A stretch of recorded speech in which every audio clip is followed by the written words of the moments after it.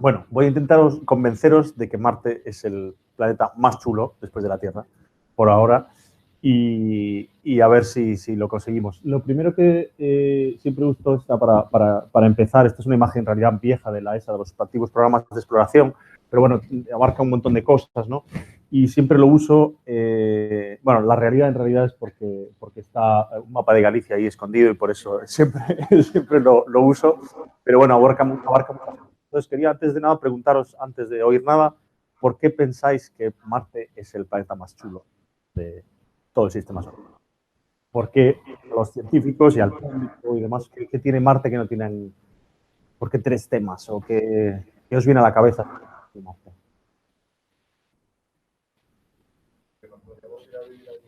Pues eso, una de las cosas. De hecho, ¿por qué hay tantas películas sobre Marte y no las hay sobre Saturno? Es una pregunta muy fácil, ¿no? Al final es uno, porque podemos ir allí. Marte es el único planeta con la tecnología que tenemos hoy en día y con la que podemos incluso llegar a imaginar casi en el próximo siglo, el único planeta que podemos ir. No hay ningún otro planeta al que podamos ir. Bueno, por lo de pronto a Júpiter y a Saturno no nos podemos ni posar, literalmente, pero incluso también en Venus, en Mercurio, no podemos ir con el humano. La tecnología de este siglo nos permitiría en las próximas décadas quizás, ir a Marte, pero no a ningún otro planeta.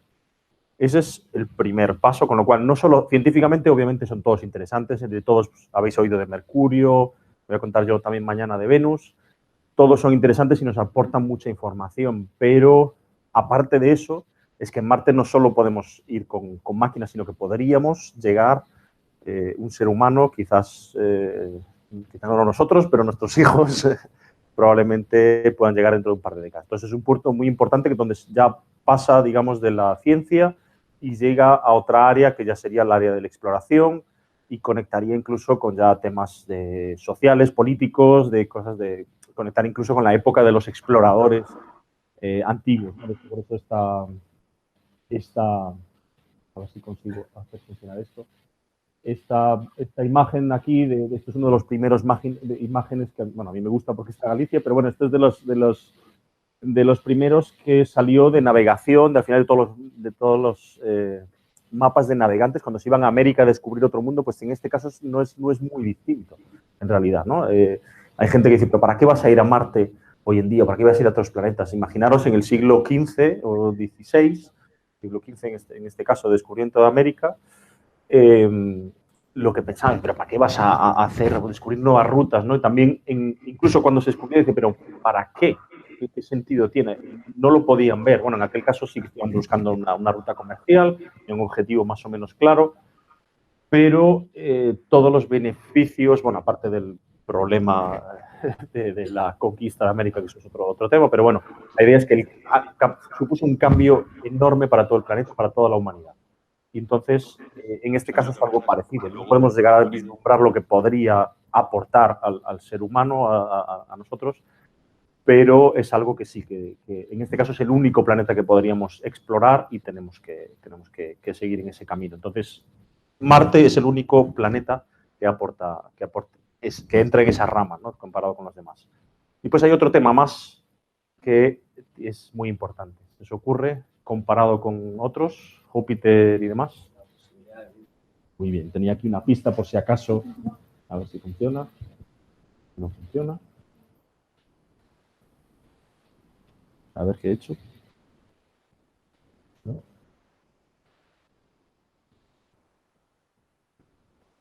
¿Me miras aquí por qué no pasa? Pues, vale, tengo un ratón aquí precioso. Es que no me ha salido esta ventanita, yo creo. Vale, ya está, sí que pasara, pero no pasaba. Vale, voy para. Vale, pues bueno, tenía aquí el truco por si acaso no lo pillabais. Bueno, la posibilidad de vida, lo mismo. Ahora mismo Marte, bueno, vamos a hablar mucho de la vida también en esta charla, pero la idea es que también por estos retos tecnológicos, no solo por ellos, porque podemos ir hasta allí a tomar las medidas, pero es prácticamente el primer candidato en el sistema solar, junto con la Luna Europa de Júpiter, donde hay más posibilidades de que haya vida. y en este caso, comparado entre Marte y la Luna de Europa, donde está muy lejos, con muchísima radiación y muchos problemas técnicos para ir hasta allí, por eso Marte es el primer candidato y de hecho es el único candidato para resolver la pregunta de si estamos solos en el universo. Eso es algo bastante alucinante, pero es el primer candidato donde podemos quizás encontrar una respuesta. No sé si la encontraremos, pero es el único sitio donde podemos ir, por eso tenemos que ir allí a buscar esas respuestas. Entonces, por eso Marte, no solo a nivel científico para entender el origen del sistema solar, la evolución de nuestro planeta, pero también la posibilidad de exploración humana y la posibilidad de vida en el universo, en este caso, bueno, en la superficie de Marte. Entonces, bueno, esto era para introducir un poco el tema y espero que tengáis, que estéis de acuerdo conmigo cuando acabe. Bueno, una introducción, en principio, es lo que sabemos así a primera vista, que sabe más o menos cualquier persona o cualquier chaval que se estudia en los colegios, ¿no? Pues Marte era el dios romano de la guerra, el cuarto planeta del sistema solar, de los primeros de los planetas interiores que justo veis en este curso, y de estos planetas interiores es el más alejado al Sol. Vamos a ir viendo después otros detalles. Aquí vemos los planetas rocosos, de hecho todos, bueno, esto en realidad sería Plutón, pero es más o menos para que os hagáis una idea también del mismo tamaño que la Luna. Marte y Venus son prácticamente del mismo tamaño, pero Marte es bastante más pequeñito, más o menos la mitad en diámetro que la Tierra, un cuarto de la superficie, un décimo de la masa y un tercio de la gravedad terrestre. Entonces, bueno, esto es para tener una idea de dónde estamos, ¿no? Yo mismo, si estuviera en la superficie de Marte, pues pesaría 30 kilos más o menos, con lo cual podría, digamos, saltar 3 veces más de lo que salto y demás. Después, a primera vista, sin entrar mucho detalle, se ve que es rojizo, incluso a simple vista, si lo veis por la noche, se puede ver, este verano se veía bastante bien, que es rojizo simplemente porque la superficie está cubierta principalmente por polvo con hierro oxidado, ¿no? Es basaltos y demás, pero bueno, la idea es óxido de hierro, por eso es tan anaranjado. Y después, el día marciano es muy parecido es muy parecido al de la Tierra, son 24, están por aquí los números exactos, son 24 horas 30 minutos, a ver si lo encuentro aquí, exactamente, bueno, son 24 horas, es una media horita, 40 minutos más que la Tierra, son prácticamente igual. En cambio, el año es casi el doble. Y tiene 2 lunas que veremos después, que son Deimos y Phobos. Vale, empezamos por el principio de la historia. Entonces, también algo que vamos a ir viendo con respecto a la tecnología, cómo la tecnología avanza en el conocimiento, nos ayuda a avanzar en el conocimiento de una manera enorme, ¿no? Antes lo único que sabía es que Marte era un puntito anaranjado que se movía, que no era una estrella porque se movía de otra manera en el campo, era uno de los planetas. Y el primero que dio un avance fue gracias al telescopio, fue Galileo en 1610, el primero que cogió el telescopio, que estaba, digamos, era el nuevo utensilio de moda en Europa en esa época, ¿no? Y empezó a usarlo no solo para temas militares y observar en la Tierra, sino para mirar al cielo. Y usó el telescopio, pero en realidad, bueno, hizo muchos descubrimientos para Venus, lo comentaremos mañana, pero para Marte en realidad no vio prácticamente nada muy interesante, ¿no? Vio que era así algo rojizo, pero es bastante complicado ver Marte desde la Tierra por su atmósfera. No vio nada interesante, pero solo unos años después, ya desarrollando los telescopios muy poquito más, en 1659, Huygens ya ve que hay algo particular. Tened en cuenta que hasta ese momento eso eran luces que estaban en el espacio, pero no se sabía mucho más. Gracias a Galileo ya se sabía que, por ejemplo, la Luna sí que tenía montañas y colinas, pero fue el primero Huygens que vio a Marte y lo único que pudo reconocer fue esta mancha negra y también fue capaz de ver esta manchita blanca en la parte sur.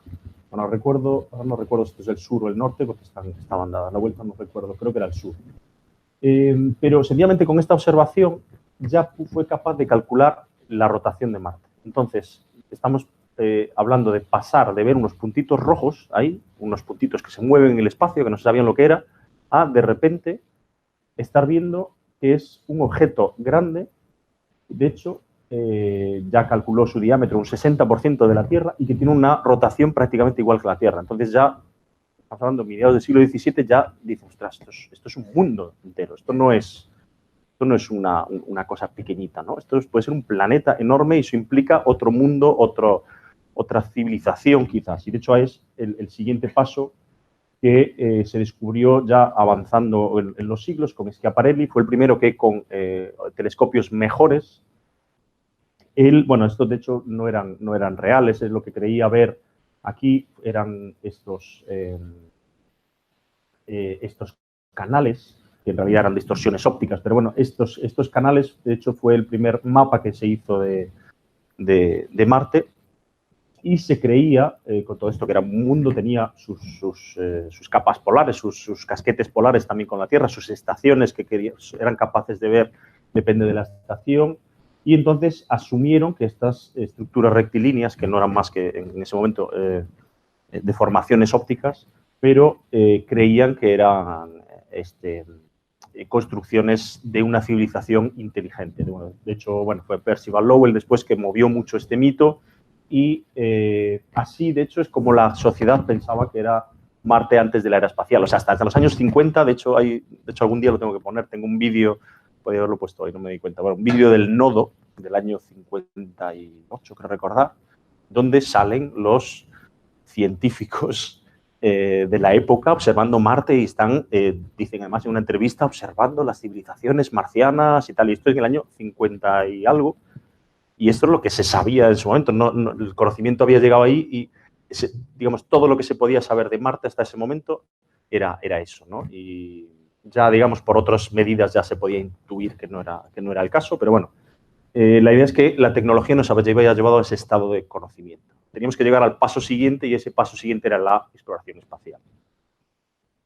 Bueno, también, como sabéis, incluso hoy en día, ¿no? Con las películas, todavía hoy en día se sigue hablando de vida en Marte y es por eso también porque Marte es el planeta más parecido a la Tierra, por todo esto que hemos comentado. Entonces, bueno, por eso Marte también es el planeta en el que ha habido más misiones, ha habido entre 40 y 50 misiones al planeta, no solo, bueno, algunas volando alrededor del planeta y otras en superficie. Y de hecho, a mí me gusta mucho esta gráfica, que explica básicamente el origen, a ver si soy capaz de hacerlo con este ratón, por aquí, por allá, ahí, vamos a ver. Básicamente, esto se empieza en el año 60, son las primeras misiones que salen a Marte. Los colores, en principio, son rojo para la Unión Soviética o Rusia, bueno, después, y azul para Estados Unidos. La primera americana es en el año 64, las Mariner, y después vamos viendo cómo llega esto hasta la década de los principios de los años 2000. Y lo más interesante es esto. Esta curva de aquí, este círculo, son las misiones que fallaron. Vale, esto seriamente lo que quiero decir aquí de todas las misiones que había, muchísimas de ellas, prácticamente aún hoy en día la estadística está más o menos a la mitad. Hay un 50% de misiones que han fallado y no han conseguido llegar a su objetivo. El siguiente paso es lo que se llama un flyby o un sobrevuelo. Básicamente es llegar a Marte, hacer unas fotos, pero no tienes suficiente combustible para frenar, entonces te pasas de largo. Entonces eso es lo que hicieron las primeras misiones, las 3 misiones americanas, las Mariner. Después, el siguiente paso sería entrar en órbita, lo vamos a ver ahora. Entrar en órbita, llegar a Marte, frenarse y quedarse en órbita. El siguiente paso, conseguir aterrizar. Y el siguiente paso, hacer un rover, que es aterrizar y moverse por la superficie. Y lo más interesante aquí es que,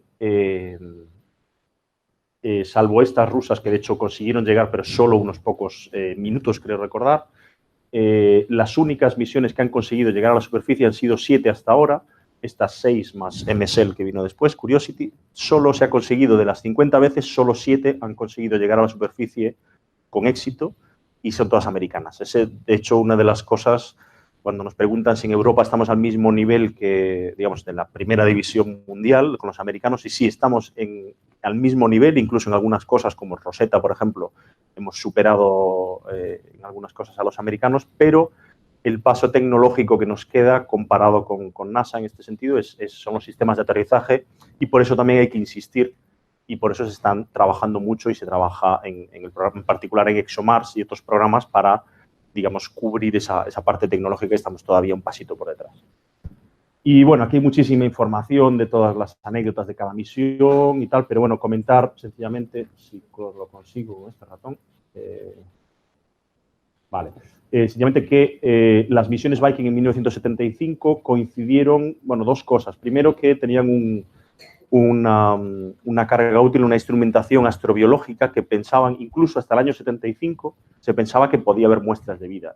Y las dos Viking llegaron en dos sitios distintos y con la información que tenían en ese momento, básicamente cerraron un poco, digamos, no encontraron nada en ese momento.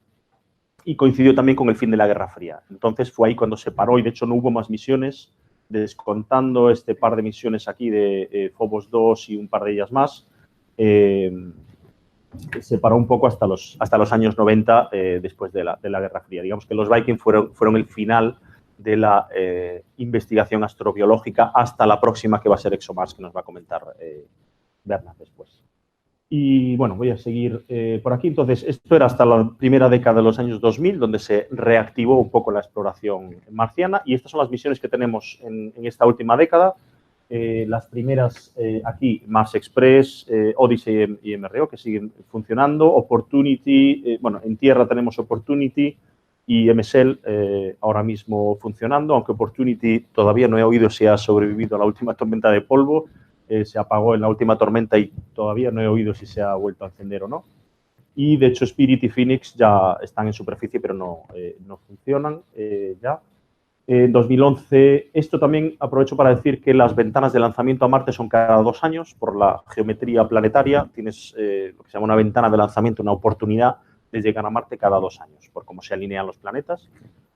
Entonces, básicamente, se podía hacer eso en el 2001, 2003, 2005, 2007, 2009, 2011. En este caso, coincidió, digamos, entre diciembre y enero, pues son 2 años y un poquito. Y entonces, eso, entre 2013 y 2014, la siguiente 2016. Y también otra cosa que, eso, si una misión no da tiempo a desarrollar en esta ventana, por ejemplo, ExoMars 2020, originalmente era ExoMars 2018, estaba previsto lanzar este año, pero se vio que no daba tiempo, entonces tuvo que pasar a la siguiente ventana. De hecho, en el 2018 ahora mismo solo tenemos InSight. Teníamos varias misiones previstas para este año, pero ya lo tengo después, de hecho,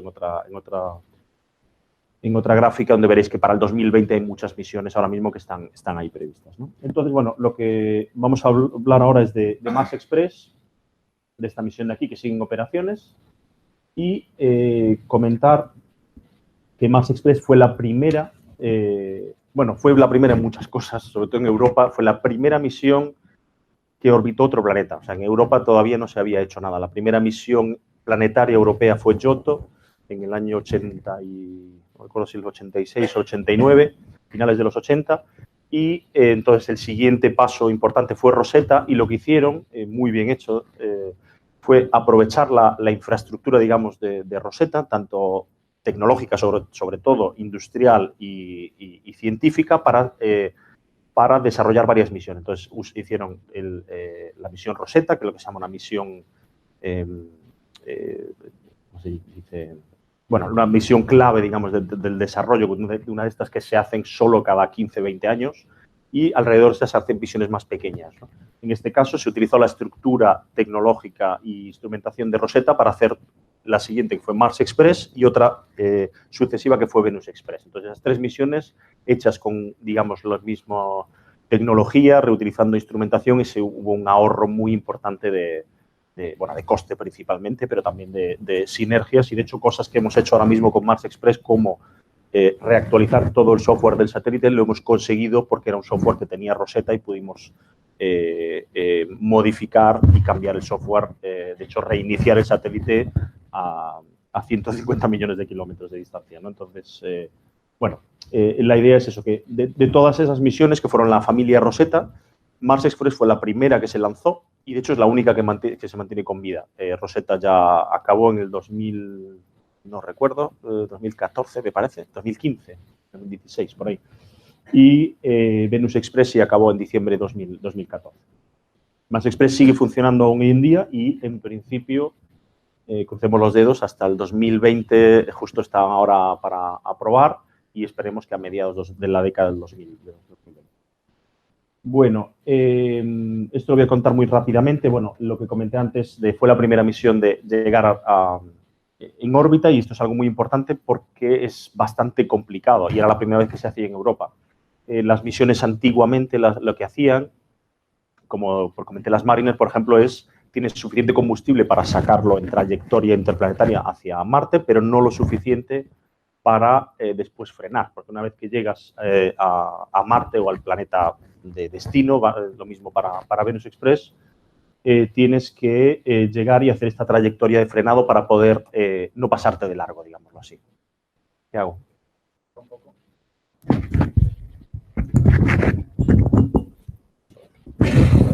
¿Sí? Sí. Vale, entonces, bueno, esta maniobra de inserción es relativamente, bueno, es un punto muy, muy crítico, y entonces es muy importante, y se consiguió hacer a la primera en Europa, y de hecho ya se ha hecho varias veces en Venus Express, en TGO también la ha conseguido. Y aprovecho aquí para comentar también que Mars Express tenía originalmente una sonda de aterrizaje, de prueba, porque obviamente era la primera vez que se hacía, y la idea era justo en lo que se hace es, mientras se va acercando a Marte, se pone una trayectoria de impacto todo el sistema, tanto el satélite como la sonda, apuntando al sitio de aterrizaje, se suelta esa sonda, se le da una pequeña rotación para que se mantenga estable, y después todo el satélite se vuelve a mover para apuntar a este punto de entrada, pero no impactar obviamente con la superficie. Este fue el primer intento que se hizo, no funcionó, el Beagle 2, y de hecho no se volvió a oír, en este caso no volvió a mandar señal la sonda Beagle 2. Sí, hizo una foto justo cuando salió, y esta cámara de hecho ahora mismo se utiliza para hacer ciencia también. Entonces se mandó la sonda, pero no se volvió a oír. El sistema de comunicaciones que tenía, la idea es que se hacía esta sonda todo solita, y cuando ya estuviera lista mandaba la señal de vuelta. Y eso es algo que de hecho no funcionó y se cambió para el futuro, porque nunca más se volvió a obtener la señal y no se supo nada más de esta sonda desde el 19 de diciembre de 2003. De hecho, no se sabía dónde había acabado y nada más. Hasta, pues también casi 15 años después, 12 años después, de hecho, un ingeniero de SOC, mirando imágenes, bueno, se hizo un trabajazo buscando en todas las imágenes, tal, y se encontró estos 3 puntitos ahí, y de hecho lo que se vio, se pudo aprender un montón solo de esta imagen. Se pudo ver que estaba solo a 6 kilómetros del sitio de aterrizaje, con lo cual toda la trayectoria estaba todo bien definido. El sistema que tenía eran estos pétalos, básicamente era esta estructura más o menos de este tamaño, central, y se iban abriendo estos pétalos. Y con lo cual, para que se abrieran esos pétalos, tenía que haber hecho un aterrizaje suave, si no, no se hubieran abierto, se hubiera impactado a mucha velocidad. Con lo cual podemos saber, gracias a eso, que todo funcionó hasta el final. Pero tenía un problema de diseño en este caso. Como comentaba, es que la antena solo transmitía si todo había ido bien. No transmitía ni durante el descenso, ni durante el aterrizaje, ni durante el despliegue. Y lo que vemos aquí es que solo hay 2 de esos pétalos, bueno, 3 en este caso, que se abrieron, y la antena estaba después del último, con lo cual no funcionó. Pero sí que se aprendió, lo más importante es que algo que se mejoró después en ExoMars, aunque no sé si lo va a comentar Bernard, pero bueno, Schiaparelli también tenía otra sonda de demostración también para aterrizar, tampoco funcionó, pero lo importante en este caso también era aprender, no era tanto la carga científica como aprender de esta tecnología, lo que estábamos comentando, que estábamos un poquito retrasados comparado con los americanos, tenemos que seguir aprendiendo, y lo que se hizo fue añadir una antena durante todo el proceso para tener datos de todo el descenso, de todo lo que ha ido pasando para, básicamente, hay cosas que fallan, obviamente, que hay que seguir desarrollando, pero tenemos toda esa información para mejorar, que es algo que no teníamos en aquel momento. Entonces, bueno, Mars Express lo que hace es básicamente observar también, como es la primera vez que vamos de viaje a Marte, pues vamos a llevar un poco de todo. Lo que hicimos fue coger todo tipo de instrumentación de todas las misiones, los mejores instrumentos con todos los mejores equipos que había en Europa en aquel momento, para observar Marte de enterito de arriba abajo, ¿no? Bueno, en este caso, de abajo arriba, empezando por su interior, solo con el movimiento del satélite, podemos ver básicamente, según el satélite va volando, tiene unas pequeñas desviaciones debidas a la gravedad del planeta. Entonces, sencillamente, con las mediciones de radio que tenemos, podemos, analizando el efecto Doppler y otras cosas más complejas, podemos sencillamente ver los componentes de la gravedad y cómo es el subsuelo marciano. Después también podemos ver con el radar, y esto lo vamos a comentar después, con el radar podemos ver los primeros kilómetros también, podemos ver si hay hielo o incluso agua en el subsuelo. Después podemos ver, obviamente, toda la superficie a nivel, digamos, morfológico, geológico, y también de los minerales que hay a nivel químico. Y después subiendo toda la atmósfera desde los niveles más abajo hasta arriba, incluso el contacto con ya lo que sería el ambiente espacial, digamos, la interacción con el viento solar. Y no solo eso, sino lo último son las lunas marcianas. Marte tiene 2 lunas y Mars Express, por su órbita, lo que hace es se cruza con estas lunas, en particular con Phobos, se cruza cada 6 meses más o menos, se cruzan las 2 órbitas y podemos hacer un sobrevuelo a unos entre 50 a 100 kilómetros, depende de la estación. Podemos pasar muy cerquita de esas lunas y os voy a mostrar alguna foto de todo esto. Estos son los instrumentos que tenemos, 8 instrumentos, que son los que cubren, digamos, los objetivos científicos que comentaba. Detector de plasma, cámara de alta resolución, esto es la propia antena de comunicaciones, que es la que hace que podamos ver pasando tanto los movimientos del satélite como la absorción de la señal a través de la atmósfera. El radar, que es una antena de 20 metros por cada lado, eso son 40 metros de antena para ver el subsuelo y la ionosfera. Y esto de aquí son 3 espectrómetros de distintos tipos, de distintas longitudes de onda, para los análisis químicos de la superficie y de la atmósfera. Y el último, este es el último que hemos añadido, esta es la camarita esa que hizo la foto a la sonda Beagle 2 cuando salía, esa pequeña camarita, que de hecho, bueno, es el tamaño de una cerilla, es una cosita así, pero ahora tenemos un acuerdo con la Universidad de Bilbao, de hecho, para usar esto también para ciencia. Se están haciendo ciencia muy interesante, en particular para observar las nubes del planeta usando esta cámara. Y entonces, bueno, para resumir un poco los descubrimientos, pues vamos a ver este vídeo. Todo lo que veis aquí son datos reales, algunos más o menos modificados. Esto es vales marineros, por ejemplo, son imágenes en 3D de la cámara en alta resolución y podemos ver, bueno, por ejemplo, la elevación, porque es una cámara estéreo, tenemos 2 canales para después sacar la altura. Podemos ver, por ejemplo, los valles formados por agua que vamos a comentar ahora. Y los casquetes polares.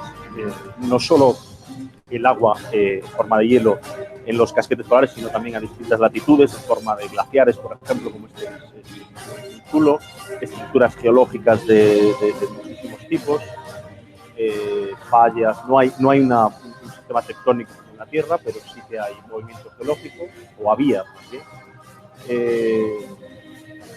El descubrimiento de auroras. Mars Express fue la primera misión que detectó auroras en Marte, y este es el radar que os comentaba de 40 metros de lado a lado, con el que en particular se estudia mucho la estructura de los polos en 3D. Y después ahora vamos a ir comentando.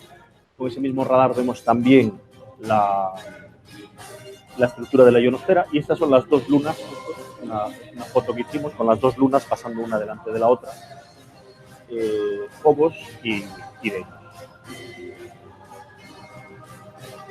Y después también utilizamos el propio satélite para ayudar a las misiones de NASA. Y de hecho, cada 3 meses o así podemos recoger los datos de las misiones de NASA, de tanto Curiosity como Opportunity, y de hecho operar las misiones de NASA a través de Mars Express. Son acuerdos internacionales que tenemos. Entonces, bueno, ahora lo que voy a hacer...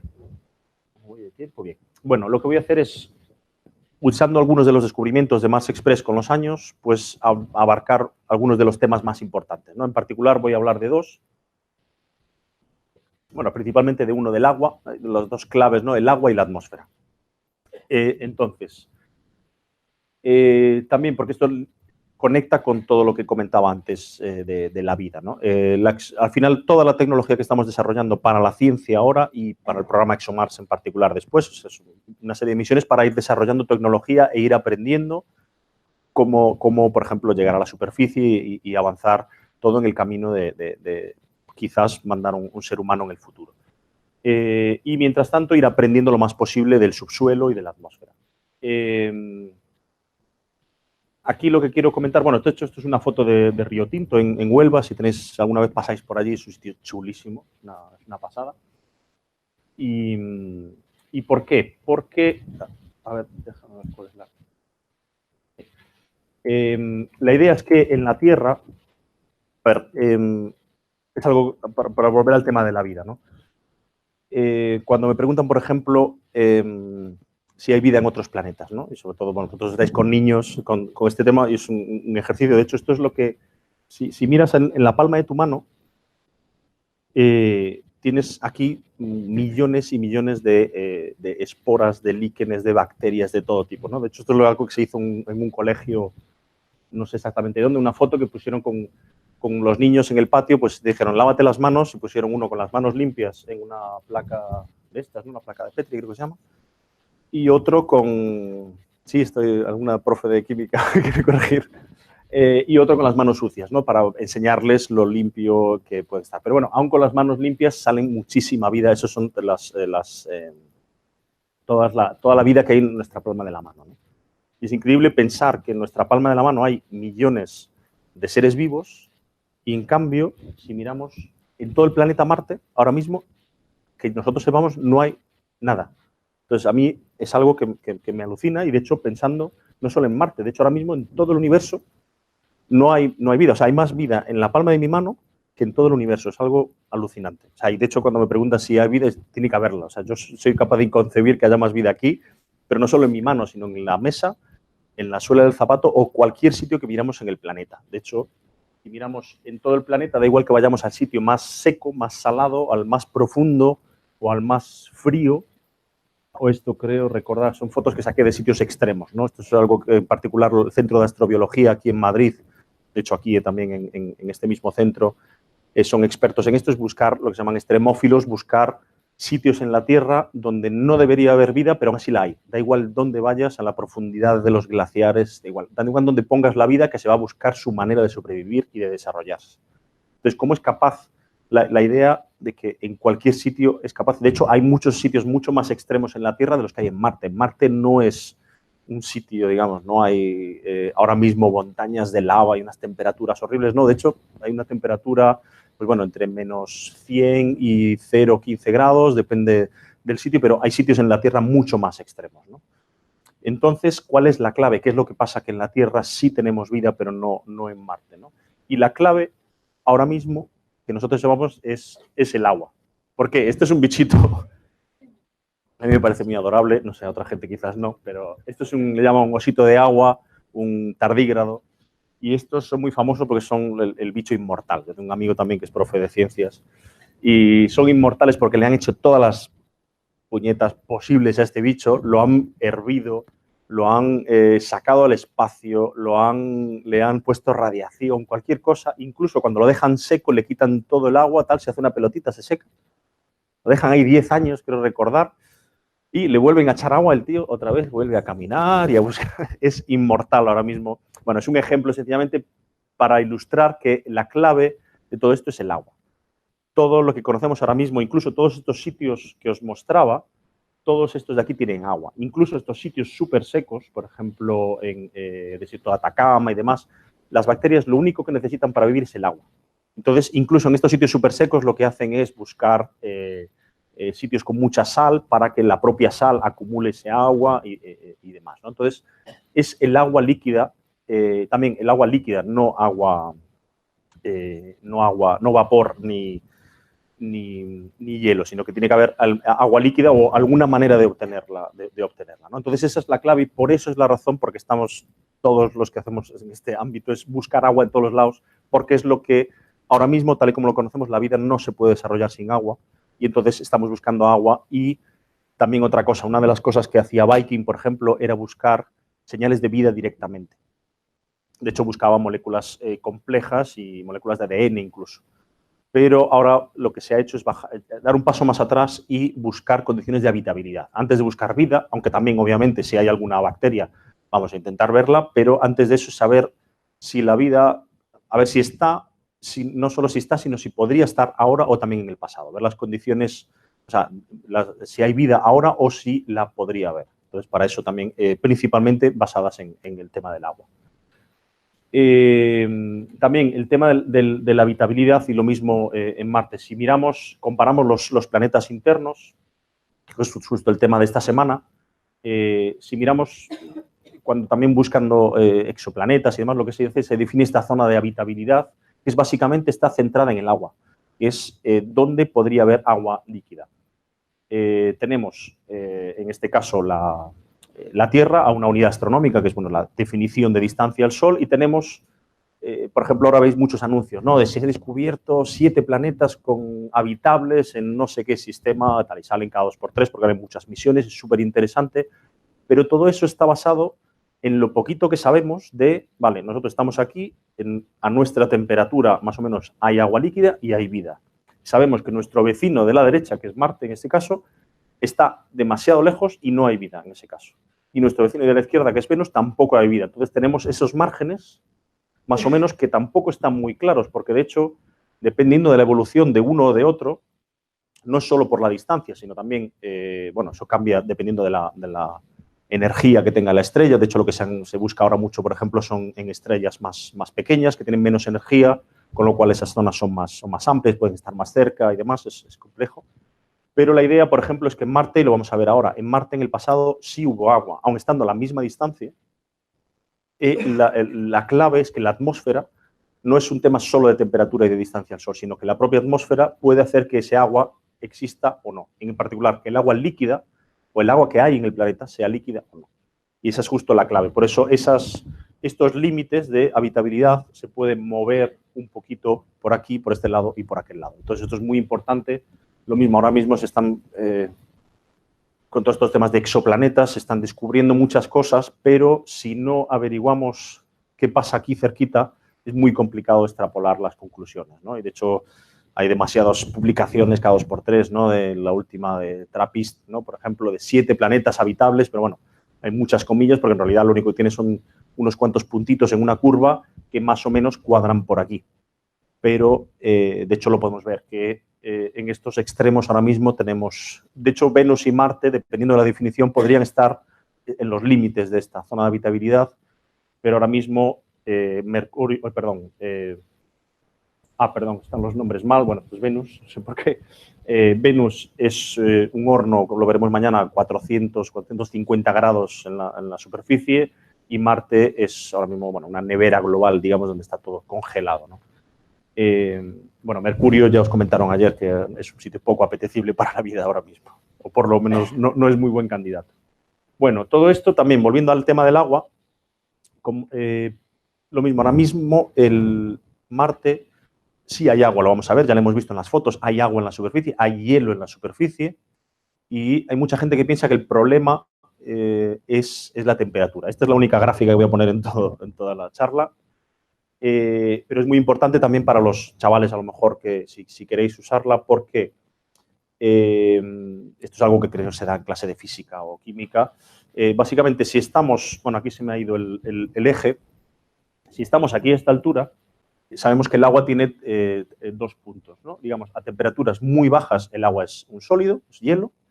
Cuando llega a 0 grados se convierte en un líquido, y cuando llega a 100 grados se convierte en vapor. De hecho, esta es la referencia a una atmósfera. 0 y 100 es como se hace la definición.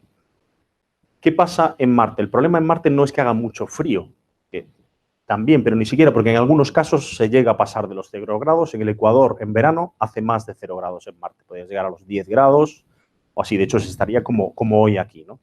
El problema es que en Marte no tenemos una atmósfera, tenemos 100 veces menos, tenemos, creo recordar que son 6 milibares, está justo debajo de este punto, donde el hielo automáticamente pasa a vapor.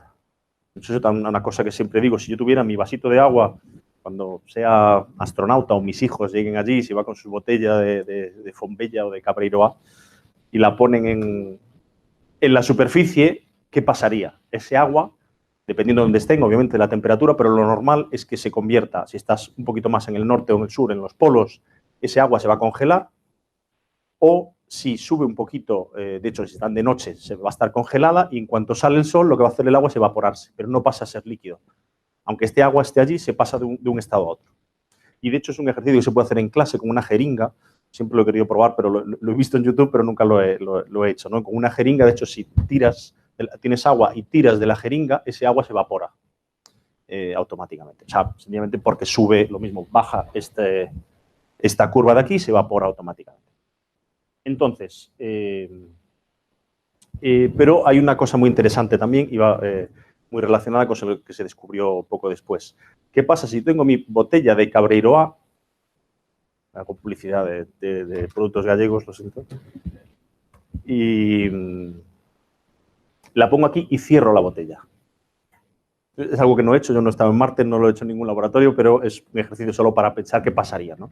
Si cierro esa botella, imaginamos que tenemos más o menos la mitad de agua, ese agua empezaría, vamos a poner, a evaporarse, ¿no? Pero ¿qué pasa? Al ir evaporando se va subiendo la presión. Y al ir subiendo la presión ya no estamos aquí abajo. De hecho, Marte está aquí abajo, pero de hecho, no veo aquí los valores, pero bueno, Marte está justo por debajo de este punto. Entonces, si subimos un poquito la presión, ya sí que habría justo el límite para que sí que pudiera haber un poco de líquido al menos. Y también, esto es para el agua pura. Si tenemos aguas con sales, estos puntos varían, las curvas varían y se modifican, ¿no? Entonces, eso es justo lo que sucedería, y por eso se tiene muchísimo interés, y lo vamos a ver ahora, en lo que hay debajo del suelo. En principio, en la superficie, sabemos que no puede haber agua líquida, no hace falta que la busquemos porque no la puede haber, y de hecho, se han observado cosillas con alguna gotita que podría tener sales, y de hecho lo que se han visto hasta ahora han sido restos de, trazas de agua, donde hubo agua, pero no se ha visto el agua líquida tal cual. Pero sí que podría estar en el subsuelo. Y eso es algo que Mars Express en particular ha estado durante 15 años intentando encontrar, y voy a comentar ahora, ¿no? Entonces, bueno, esto era para comentar también lo mismo. Lo importante no es solo la temperatura, sino la presión, o sea, la atmósfera. La evolución de la atmósfera cambia todo el planeta. Entonces, vemos el planeta y esto es una imagen de cómo es Marte más o menos ahora mismo. Bueno, los colores están cambiados. Siempre en todos los mapas de Marte nos gusta poner la parte baja en azul para que ya asocies abajo agua, ya cómo podría ser en el pasado. De hecho, se pueden ver incluso a esta resolución muy, muy mala, se pueden ir sitios como aquí, estos, bueno, Valles Marineris, y se pueden ver como hay rastros aquí que van hacia esa zona más baja donde, sin entender nada de geología ni de planetología, dices, bueno, aquí está a huevo, ¿no? Para que ahí hubiera agua, hubiera un océano, lloviera, entre comillas, ¿no? Eso es lo que se pensaba ya desde hace muchos años, pero todavía se está trabajando. Otras cosas que podemos ver que son útiles.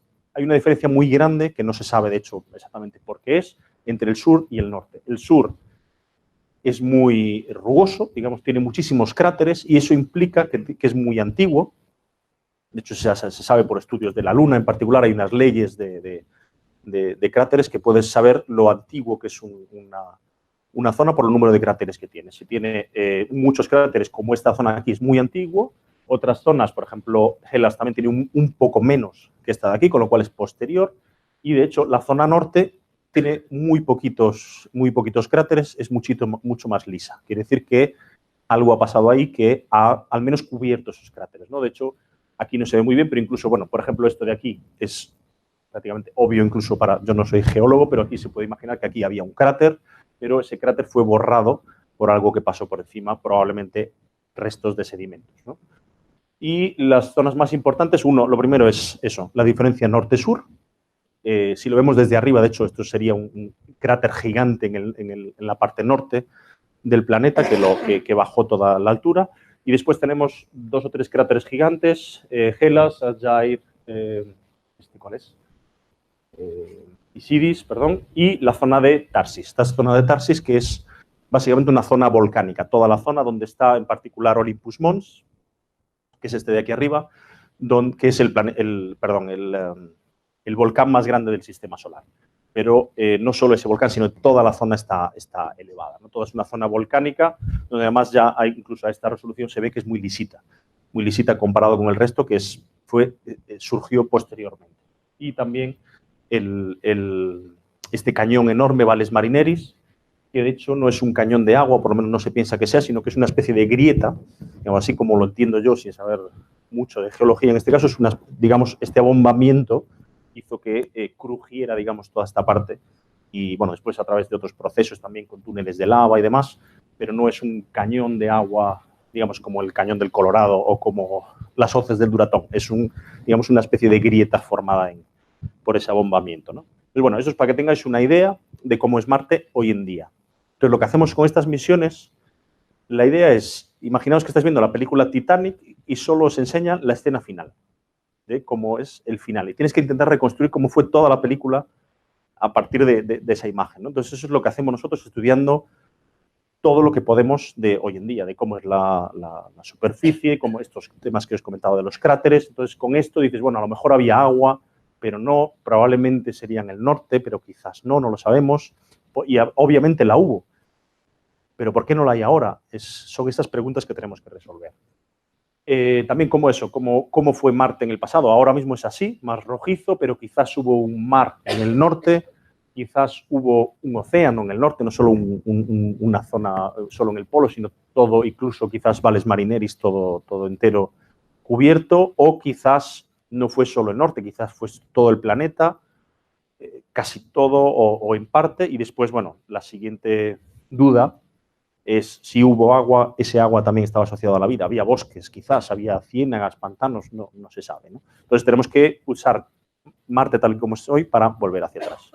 Entonces, descubrimientos de Mars Express, poco a poco, la idea es, con las cámaras que tenemos ahora, es hacer estudios solo de geología. Entonces son pinceladas un poco de lo que se hace, ¿no? Primero es ver, con esto, digamos, geomorfológico, digámoslo así, ¿no? Es básicamente ver formas y algo que nosotros podemos entender, pues, por ejemplo, zonas como estas, que es claramente zonas que están erosionadas por un río. Aquí, sin ver mucho más, ahora mismo no hay agua, pero solo con ver la forma, esto es muy parecido a lo que sería un delta, digamos, el delta del Ebro, por ejemplo, ¿no? Donde se ven zonas erosionadas y se ve claramente, ¿no? Hay otras zonas de glaciares, de hecho, esto es un glaciar en Olympus Mons, donde se ven estas formas, y esto es un glaciar en la Tierra, y podemos ver que es prácticamente igual. Hay glaciares y hay ríos. Hay otras zonas que no son tan claras, por ejemplo, esta de aquí tiene algunas características de un río, pero otras de un glaciar. Estas zonas de aquí, digamos, estas curvaturas son más de un río, pero de un glaciar. Entonces, bueno, de hecho, eso se piensa que fue originalmente un río y después se convirtió en un glaciar. Y bueno, todos estos estudios, pues eso, ahí de hecho tenemos un experto aquí, ahora un compañero que está haciendo estos análisis justo ahora. Lo que se ha hecho es pues una catalogación de todas estas estructuras y datarlas, quiero decir, ponerles fecha.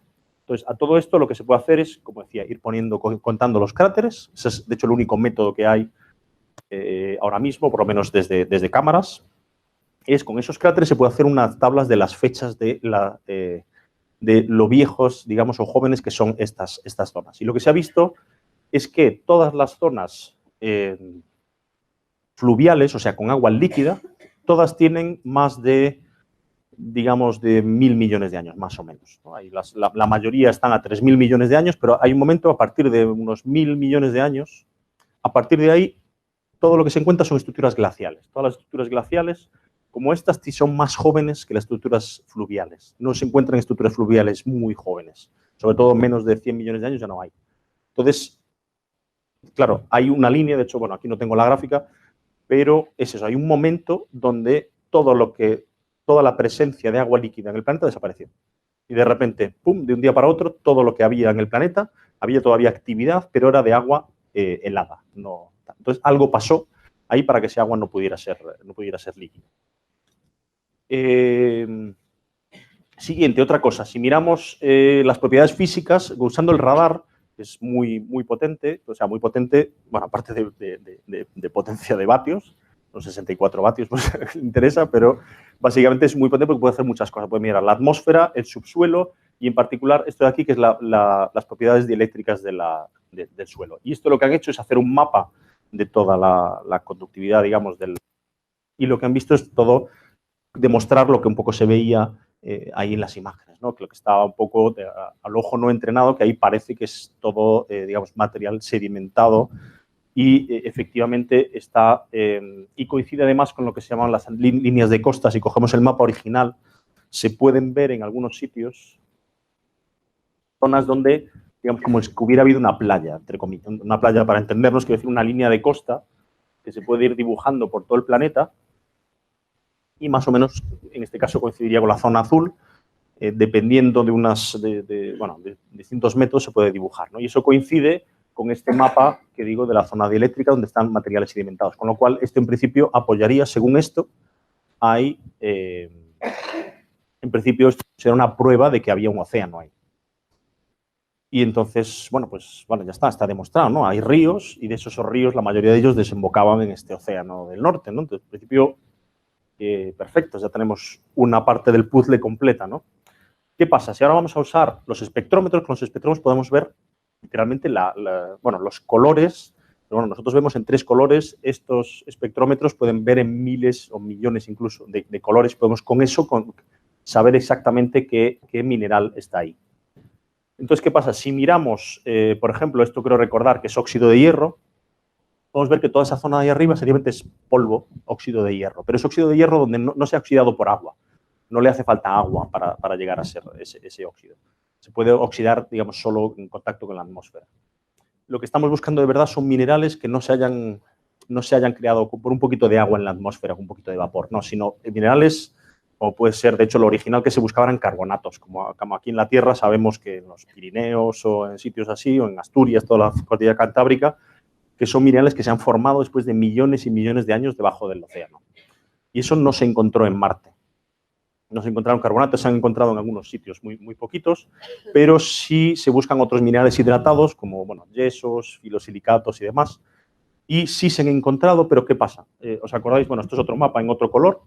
¿Os acordáis toda la zona donde veíamos que había un océano, donde se podía ver, o tenía pinta, digamos, era esta zona de arriba? En cambio, si miramos el mapa donde han encontrado, de hecho, esto es uno de estos ríos, ¿no?, que desembocaría en este océano, donde hay minerales hidratados, minerales acuosos, justo los hay donde no están las marcas. De hecho, están justo en la zona antigua, no en la zona moderna, no en la zona de sedimento, ¿no? Y de hecho, sí, estos fueron algunas de las primeras descubrimientos. Y de hecho, si hacemos un mapa, toda esta zona más antigua es donde, según los análisis químicos, donde hubo agua.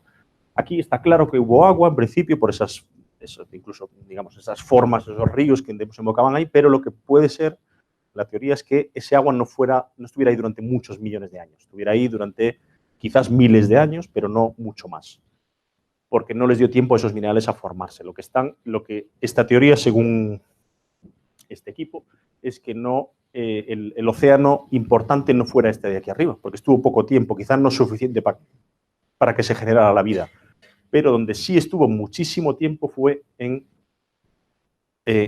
a los principios de la historia de Marte, ¿no? Sino que Marte no tuvo un océano en su parte norte, sino que tuvo un océano en toda su superficie, pero muy anterior. Digamos, probablemente 4.500 millones de años. Y después, incluso, de hecho, antes incluso quizás de que se formara esta zona, esta división, como comentaba antes, entre el norte y el sur. Porque de hecho hay algunas zonas, aquí no se ve muy bien, pero hay algunas zonas en el norte donde hay cráteres que, digamos, excavaron esa zona y vuelven a salir los minerales hidratados. Minerales hidratados están en todos los lados, salvo estas zonas que fueron borradas, salvo hay algunos puntos donde donde hay un cráter grande, vuelve a salir esos minerales con agua.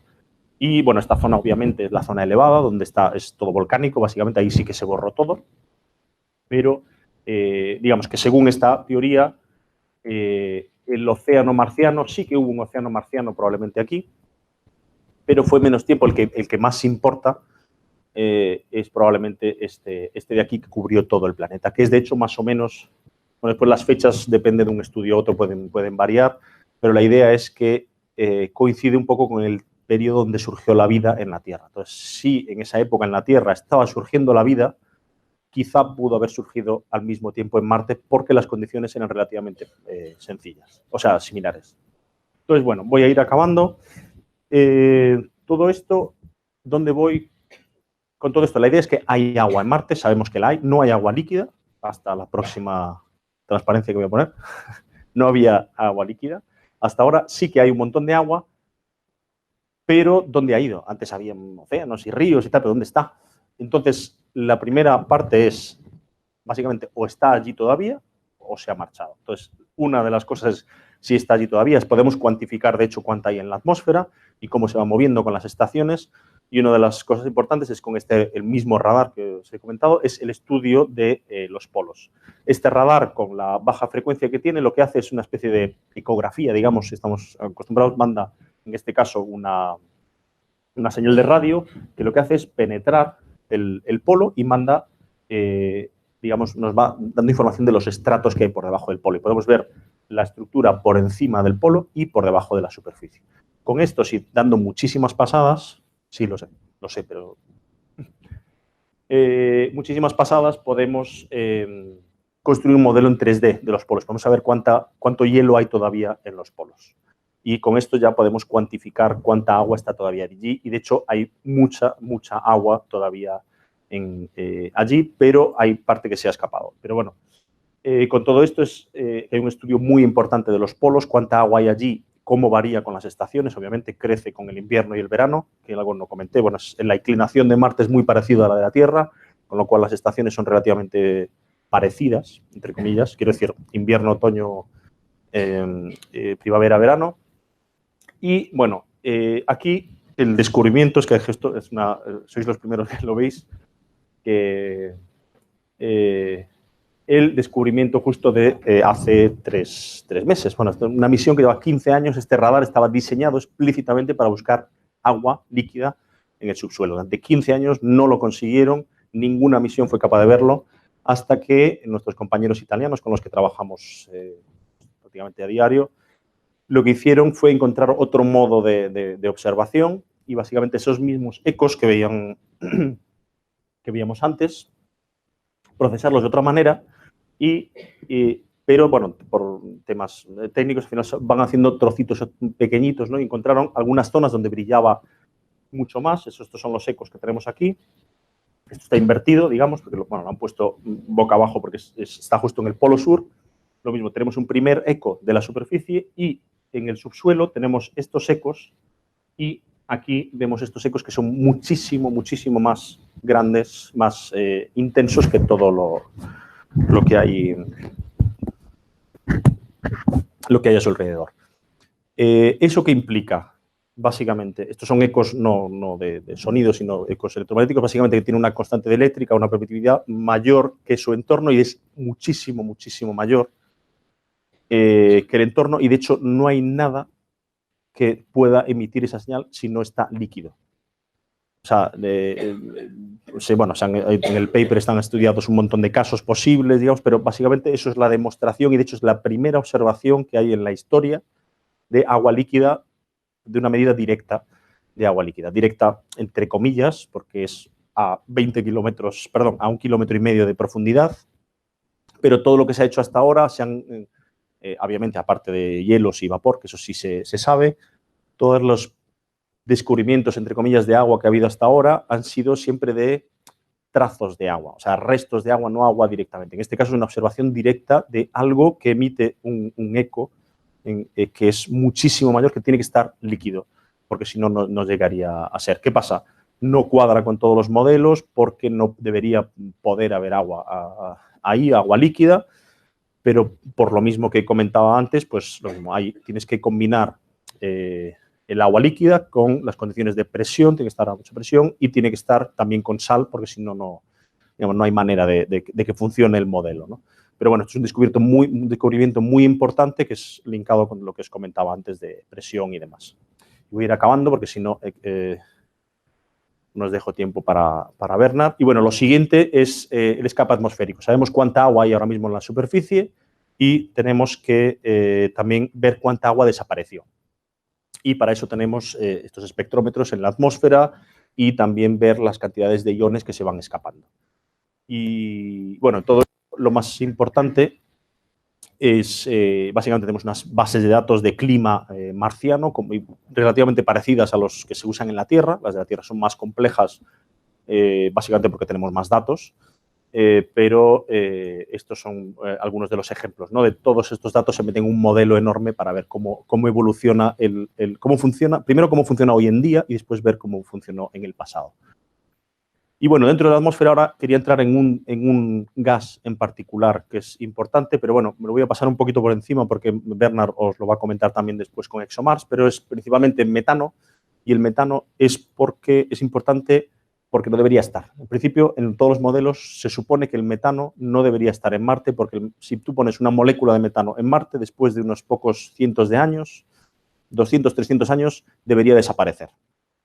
O sea que podría haber quizás algún cometa que haya llevado metano, o alguna actividad volcánica que llevara metano, pero en principio debería haberse ido hace muchísimo tiempo. En cambio,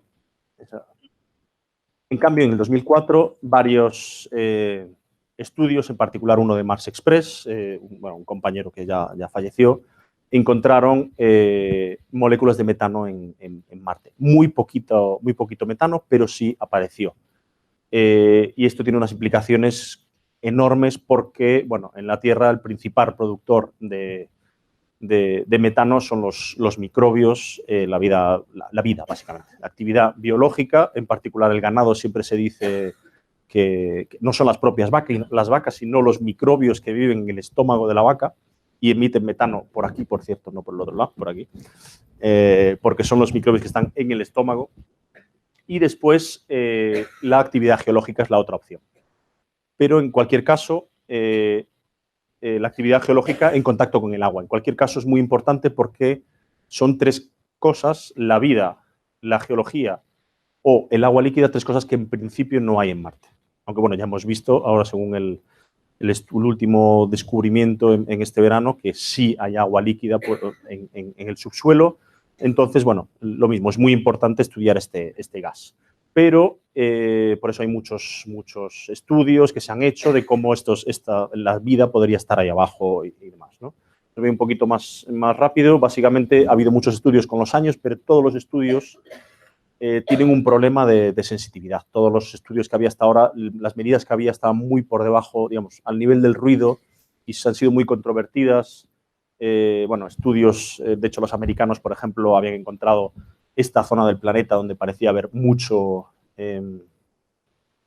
metano en esa zona. En cambio, los italianos decían que había metano, pero en el norte, en vez de tal. Entonces era bastante controvertido, con muchos modelos y demás. Y, de hecho, MSL, Curiosity, de hecho, publicó varios resultados. Al principio publicaron que no habían encontrado, que no había metano. Después, un año después, publicaron que sí lo había y que variaba. En fin, ha sido un poco de controversia y son discusiones muy curiosas en la comunidad científica, en particular algunas de los últimos modelos es que decían no puede haberlo porque si lo metemos en los modelos teóricos, ese metano, aunque lo haya, debería desaparecer. Si de hecho echas un poquito de metano en la atmósfera, después de unos pocos días debería desaparecer y se debería difuminar en toda la atmósfera, ¿no? Entonces, esa es una de las grandes preguntas de ese metano. ¿Eran reales esas medidas? ¿No lo eran? Si lo medían justo en la superficie o desde arriba, porque, digamos, entender todo este proceso es muy importante para buscar la clave, ¿no? Y eso es lo que nos va a comentar Bernard justo después, porque ExoMars, el orbitador de gas estraza, ha sido diseñado justo para eso, para encontrar si hay metano y, digamos, cerrar el tema o no, ya nos lo dirá ahora Bernard sobre el metano. Y nada, muchas gracias y dejo a mi compañero Bernard contarnos